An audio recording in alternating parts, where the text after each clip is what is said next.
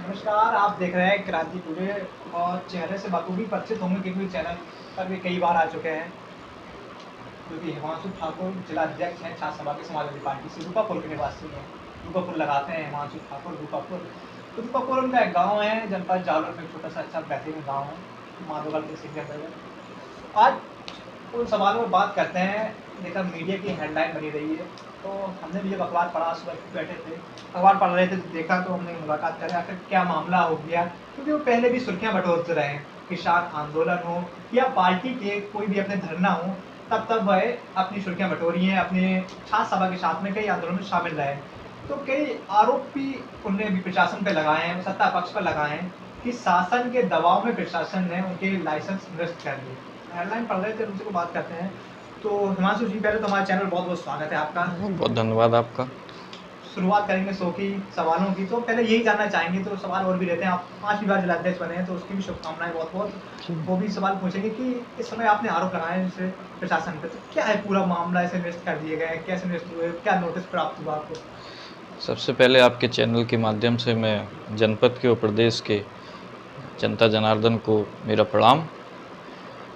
आपने जो सवाल किया कि जो 2 दिन से ये चर्चाएं हैं कि मेरे द्वारा जो प्रशासन पे आरोप लगाए गए, ये मेरे द्वारा प्रशासन पर आरोप नहीं लगाए गए। प्रशासन ने मेरे राजनीतिक कैरियर पर पहले भी आपने देखा हो कि जब किसान आंदोलन हुआ था आज से 7 महीने पहले, जब शुरुआत हुई, इन्होंने किसानों पर जो काला कानून लाए थे उसके विरोध में समाजवादी पार्टी ने किसानों के पक्ष में आकर किसान आंदोलन किया था। तो उसमें मेरी भी भागीदारी थी अपने साथियों के साथ। तो उस समय 7 महीने पहले मुझे किसान आंदोलन के द्वारा गिरफ्तार किया गया मेरे 18 साथियों के साथ, जिसमें से 5 लोगों को हम लोगों को जेल भी भेजा फर्जी मुकदमे लगाकर, जबकि उनका कोई जनाधार नहीं था। भाई, लोकतंत्र में डॉक्टर अंबेडकर जी ने जो संविधान लिखा है उसमें भी ये दर्शाया है, लिखा है उन्होंने कि जब देश की सारी संसदें आपकी बात सुनना बंद कर दें तो आप सड़कों पर उतरने का काम कर सकते हैं। तो वही हम लोगों ने किया। पहले हम लोगों ने मांग रखी, किसानों ने मांग रखी। मैं भी एक किसान का बेटा हूँ, किसान परिवार से आता हूँ, तो उनके दर्द को भली भांति समझ सकता हूँ।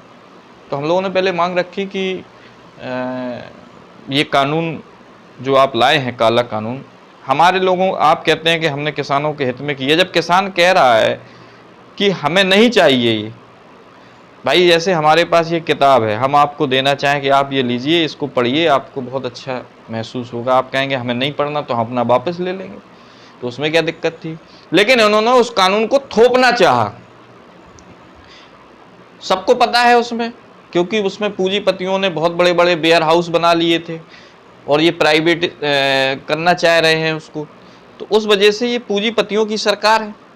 तो फिर उसमें हमें जेल भेजा गया उस दौरान। उसके बाद हम लोगों ने जमानत पे रिहाई हुई हम लोगों की। अब जिला पंचायत चुनाव हुआ। जिला पंचायत चुनाव में जब पहला आरक्षण आया तो मेरी गोहन सीट पड़ती है, तो मेरी पत्नी वहां से प्रत्याशी थी। तो उसी वक्त प्रशासन ने मुझ पर मानसिक दबाव बनाने के लिए और कुछ भारतीय जनता पार्टी के नेताओं ने ये राजनीतिक षड्यंत्र सजाकर मेरे पास शस्त्र निरस्तीकरण के नोटिस भिजवाए। और उस समय मेरे पास ये भी चर्चा आई कि चुनाव मत लड़िए वरना फिर से जेल भिजवा देंगे। और ये मैंने कहा जो करना हो करिए, लोकतंत्र है, मैं तो लड़ूंगा। उसके उपरांत दोबारा आरक्षण हुआ, कुछ लोगों के सारों पर हमारी सीट बदलवा दी गई। फिर हमने अपने व्यक्ति को चुनाव लड़ाया, पार्टी को चुनाव लड़ाया और पार्टी वहाँ से सबसे अच्छे मतों से चुनाव जीत कर आई है। उसके बाद जब हमने उस टाइम नहीं किया, जिला पंचायत अध्यक्षी में इन लोगों का विरोध किया हम लोगों ने, हमारी पार्टी ने, हम लोगों ने मिलकर अपना प्रत्याशी लड़ाया उर्मिला सोनकर जी को। उस समय भी तमाम दबाव बने लेकिन हम लोग नहीं झुके। तब फिर आकर के अभी मुझे 2 दिन पहले मुझे जानकारी हुई, मेरे थाना क्षेत्र से फ़ोन आया कि आपका शस्त्र निरस्त कर दिया गया है और आप अपना शस्त्र जमा कर दीजिए मालखाने में। जब मुझे जानकारी हुई तो फिर मैंने प्रेस वार्ता कल की प्रेस वार्ता करके मैंने प्रशासन से ये पूछा, माननीय जिलाधिकारी जी से ये पूछा और योगी आदित्यनाथ की सरकार और मुख्यमंत्री योगी आदित्यनाथ जी से भी ये पूछा कि मेरा क्या कसूर था। क्या मेरा ये कसूर था कि मैंने किसानों और नौजवानों की लड़ाई लड़ी? क्या मेरा ये कसूर था मैंने हमेशा छात्रों और छात्राओं के हितों की लड़ाई लड़ी? मेरा कसूर क्या था जो मेरे साथ ये ऐसा व्यवहार किया जा रहा है? आपके लाइसेंस जैसे नोटिस आ गया और जमा करने के लिए आपके थाना क्षेत्र में आ गए, प्रेस वार्ता भी करी आपने, तो उसके आगे क्या रणनीति बनाई है? क्योंकि आप अब हम जाकर के अपने राष्ट्रीय नेतृत्व को जानकारी देंगे। और कल भी हमारे प्रदेश अध्यक्ष जी और तमाम पार्टी के जनपद के सारे नेताओं का हमारे पास फ़ोन आया, उनने भी ये पूछा कि कैसे, लेकिन एक्चुअली में वो हमें जानकारी नहीं, उन्होंने नोटिस दिया। उसके बाद मैं जिलाधिकारी जी से भी मिला भी था, तो उन्होंने कहा, मैंने उन्हें बताया भी था कि मेरे ऊपर जो ये मामला है, जिस आधार पर आप हमारा शस्त्र निरस्तीकरण का नोटिस दे रहे हैं या निरस्त करना चाह रहे हैं, वो आपराधिक मामला नहीं है, एक राजनीतिक मामला है। और वो भी मुझ पर फर्जी मुकदमे लगा करके और मुझे जेल भेजा गया था। तो मैंने उनसे ये भी कहा कि अगर किसी भी व्यक्ति से अगर मेरा 151 का भी पूरे जनपद के किसी भी थाने में मामला हो तो आप जो कार्रवाई करना चाहें कर सकते हैं। ये मामले तो मेरे सारे राजनीतिक हैं जो मेरे ऊपर लगाए गए हैं। जिन धाराओं में आप ये देखिए, जिन धाराओं में मेरा ये ऑर्डर किया गया है, ये सारे मामले राजनीतिक हैं। ये वही मामला है जो उस दिन क्या नाम किसान आंदोलन वाले दिन का मामला है, उसी में बस उसको आधार बना करके इन्होंने ये मेरा शस्त्र निरस्त कर दिया। जैसे लिख गया है जिला पंचायत सदस्य, उनके ऊपर मुकदमे लिखवाए गए जी, और ब्लॉक प्रमुख लेकर एक उरई कोतवाली थाना से एक नोटिस भी देखा गया कि जितने लोग जो ब्लॉक प्रमुख सदस्य हैं, हाँ, उनके आपराधिक इतिहास के लिए लिस्ट निकाली जाए, जिस नोटिस ने पूरे प्रदेश में सुर्खियां बटोरी। जी, आपकी पार्टी ने दिखाया, कई ट्वीट भी देखे हमने। जी। क्या लग रहा है कि संयोग है या प्रशासन शासन के दबाव में काम कर रहा है? आप क्या मानते हैं? देखिए, संयोग क्यों है वो तो आप लोग भी जान रहे हो, पूरी उत्तर प्रदेश की जनता और देश की जनता जान रही है कि इस सरकार में, बाबा योगी आदित्यनाथ की सरकार में और देश की मोदी सरकार में प्रशासन टोटल सरकार के दबाव में है। प्रशासन के हाथ में कुछ नहीं है, ना वो कुछ कर सकता है, क्योंकि उसके ऊपर मुख्यमंत्री, उप मुख्यमंत्री या किसी मंत्री या प्रदेश अध्यक्ष पार्टी की या कोई ऐसा ना एक दबाव बना रहता है उसके ऊपर। तो वो अपने मानसिक तौर पर, हो सकता है वो लोग, मैं ये कहता हूँ कि हो सकता है प्रशासन आपकी मदद करना चाहता है, लेकिन राजनीतिक दबाव में आकर के वो आपकी मदद नहीं कर पाता। राजनीतिक दबाव कहीं ना कहीं जी, पूरा सरकार का पूरा दबाव। ये नोटिस आए हो तो आगे क्या कार्रवाई करेंगे? जी बिल्कुल। कुछ अब ऐसी राजनीतिक बात हो जाए, 5वीं हाँ, बार जिलाध्यक्ष बने हैं आप, जी, शुभकामनाएं पहले दे चुके हैं, बहुत बहुत तो अब धन्यवाद आपका। क्या रणनीति 5वीं बार इस संगठन ने ऐसे क्या विश्वास जताया आप पर, क्यों या अन्य कोई चेहरा नहीं है, या फिर नहीं जनपद में आप ही इतने चर्चित चेहरा नहीं, ऐसा नहीं, हम ये तो नहीं कहेंगे कि हम ही चेहरा हैं या अन्य कोई चेहरा नहीं है। हमारे पार्टी में बहुत से अच्छे नौजवान हैं और ऐसा नहीं, अनुभवी भी नौजवान हैं, लेकिन ये राष्ट्रीय अध्यक्ष जी का विश्वास है और हमारे समाजवादी पार्टी के प्रदेश अध्यक्ष माननीय नरेश उत्तम जी का विश्वास है। और इस प्रदेश में सबसे ज़्यादा मुझे चाहने वाले मेरे प्रदेश छात्र सभा के प्रदेश अध्यक्ष माननीय दिग्विजय सिंह का मेरे ऊपर आशीर्वाद है कि इन्हीं सभी मुद्दों को देखते हुए और विपक्ष में थोड़ा सा मजबूत संगठन रहे तो हो सकता है उनका ये सोच हो कि मैं 2014 से परमानेंट जिलाध्यक्ष हूँ, तो हो सकता है उनका ये सोचना हो कि विपक्ष का समय चल रहा है तो मजबूत साथी को हमें रखना चाहिए फेस करने के लिए, क्योंकि अब हो सकता है नए साथी हमारे आएंगे, आज हमारा नुकसान हो रहा है तो हम तो ये है कि इन सब चीज़ों से घुट पिट गए हैं तो इतना फ़र्क नहीं पड़ता, और हम तो ये कहते भी हैं कि ना हम हटेंगे और ना हम डरेंगे। तो इन्हीं सभी चीज़ों को देखते हुए पार्टी ने निर्णय लिया, जबकि इस बार तो मैंने कहा भी था कि भैया मैं तो चुनाव लड़ूंगा, लेकिन फिर जो भी रहा हो राष्ट्रीय अध्यक्ष जी का निर्णय मुझे स्वीकार है। उन्होंने फिर से जिम्मेदारी दी तो अब हम उससे भी अच्छा जो आज तक मेरा करियर रहा है, मैं राष्ट्रीय अध्यक्ष जी को आपके चैनल के माध्यम से और अपने प्रदेश नेतृत्व को आपके चैनल के माध्यम से ये विश्वास दिलाता हूँ कि मैं कोशिश करूँगा, और आपको आपका विश्वास जो आपने हमारे ऊपर 5वीं बार लगातार जताया है उस विश्वास को आपके मैं ऐसे ही बरकरार रखूंगा और मैं कोशिश करूंगा कि आने कि जो पिछला मेरा कार्यकाल रहा उससे और अच्छा कार्यकाल, क्योंकि 2022 में चुनाव भी है तो अच्छे नए लड़कों को, नए नौजवानों को निकाल के लाना है। अब चुनाव की बात की है जी। तो आगे कौन सी चुनाव की बात कर रहे हैं, तैयार है? अब जो राष्ट्रीय नेतृत्व लड़ाएगा वो लड़ेंगे। विधानसभा की तैयारी चल रही है? अब अगर राष्ट्रीय नेतृत्व लड़ाएगा तो लड़ेंगे। चलिए, तो राष्ट्रीय नेता के ऊपर आपने छोड़ दिया। जी। तो जैसे देखा गया है, जिला पंचायत की आपने बात करी थी, जिला पंचायत जी। में भी आपने विरोध किया, जिला पंचायत अध्यक्ष को लेकर धांधली का आरोप भी लगाया आपने जी। राष्ट्रीय नेतृत्व में, और कहीं ना देखा भी गया है। बिल्कुल, क्योंकि मीडिया आपने में- देखा हो मीडिया के ही माध्यम से हम लोगों को जानकारी ये मिली थी कि समाजवादी पार्टी की कम से कम 150 और 200 के बीच में सीटें ज्यादा थी भारतीय जनता पार्टी से, जिला पंचायत सदस्यों की, और क्षेत्र पंचायत सदस्य भी हमारे पास ज्यादा थे उनकी अपेक्षा। और बहुत सी सीटें ऐसी हैं कि जहां पर समाजवादी पार्टी के जनपद में ही सबसे ज्यादा सदस्य कम उनसे दुगने तिगने थे। कानपुर देहात की सीट आप बगल की उठा के देख लो, हमारे जनपद की आप सीट उठा के देख लो, कन्नौज की आप सीट उठा के देख लो, ऐसी तमाम सीटें हैं जहां पर भारतीय जनता पार्टी से कई गुना ज्यादा हम लोग थे, लेकिन तो भी हम लोग नहीं जीते। वो आज 65 पे हैं, हम 5 पे हैं। तो ये क्यों?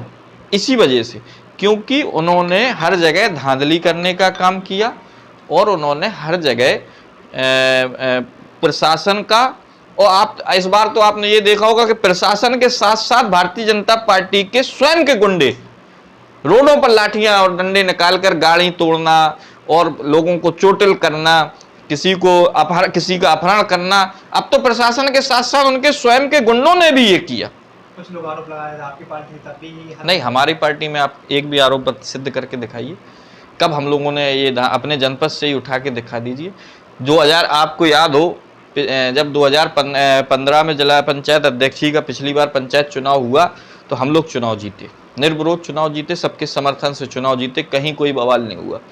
उसके बाद 2016 में जब हमारी वर्तमान अध्यक्षा का देहांत हो गया, दुखद घटना थी। उस समय ज़्यादा 1.5 महीने का समय हुआ था, 2015 में ही 1.5 महीने का समय हुआ था, और ईश्वर की जो भी मंशा हो तो उनका देहांत हो गया।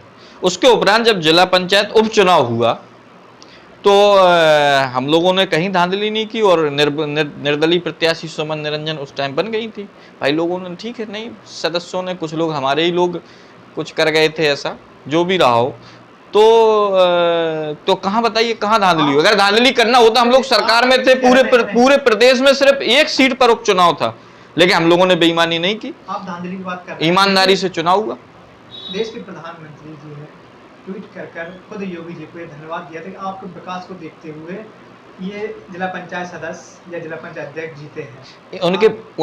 उनके विकास को देखते नहीं हुए, उत्तर प्रदेश के विनाश को देखते हुए, उत्तर प्रदेश के विनाश को देखते हुए ये चुनाव जीते। अब आप देखिए, देश का प्रधानमंत्री, एक तरफ न्यूज पे आप लोगों के माध्यम से हम लोगों को जानकारियां मिलती हैं, न्यूज में एक तरफ लाठी डंडा दिखा रहे, किसी के सिर फूटे, किसी का अपहरण हो रहा, किसी का पैर टूटा, इतनी गुंडई हुई, और वहीं दूसरे दिन प्रधानमंत्री जी देश के ये ट्वीट करते हैं कि योगी आदित्यनाथ के विकास के नाम पर हम लोग ये चुनाव जीते। तो ये योगी आदित्यनाथ के विकास के नहीं, उत्तर प्रदेश के विनाश के दम पर ये लोग चुनाव जीते।